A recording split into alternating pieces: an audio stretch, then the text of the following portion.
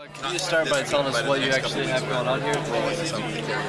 Well, I'm the co-founder of GameLabs. We are an independent game development company based in New York City.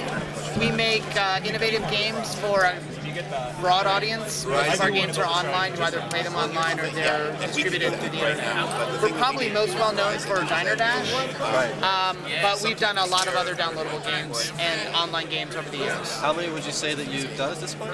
GameLab is 7 years old, so we've probably done a few dozen different games. A few dozen? Okay, so you try to go for a couple each year? We do, no, more like 4 or 5 each year, probably. 4 or 5 each yeah. year? Okay, and what are you speaking on here?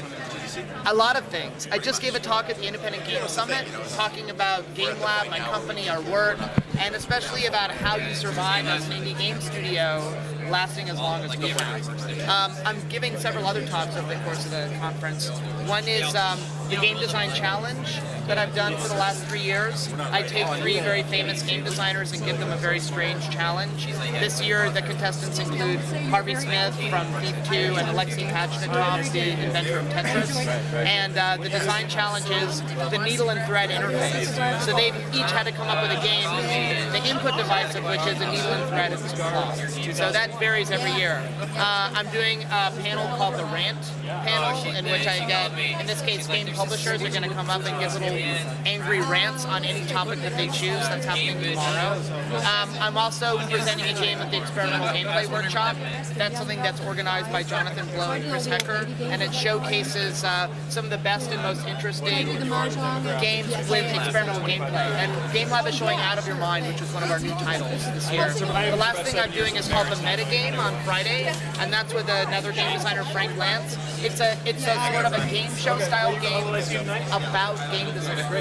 So in playing the game, you end up talking about games, comparing them, what they are. That one is premiering this year, and that's a little bit of as a session. So one of the things I talked about at the Independent Game Summit talk I just gave was about the culture at our company GameLab. One of the things that we try and do is create a culture of research, meaning that we try and make connections between what people are doing inside the company with the world outside the company.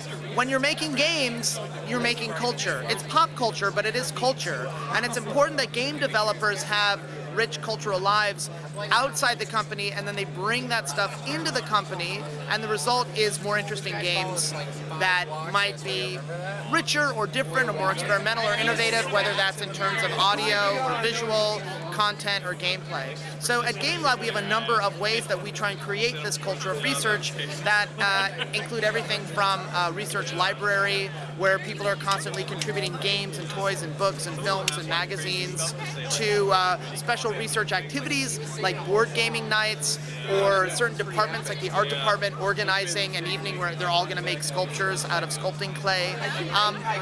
We like to have our staff come up with these events as well, because that also helps give them a sense that they're creating the culture of the company, and that the overall experience of GameLab should be a reflection of the interests of the staff.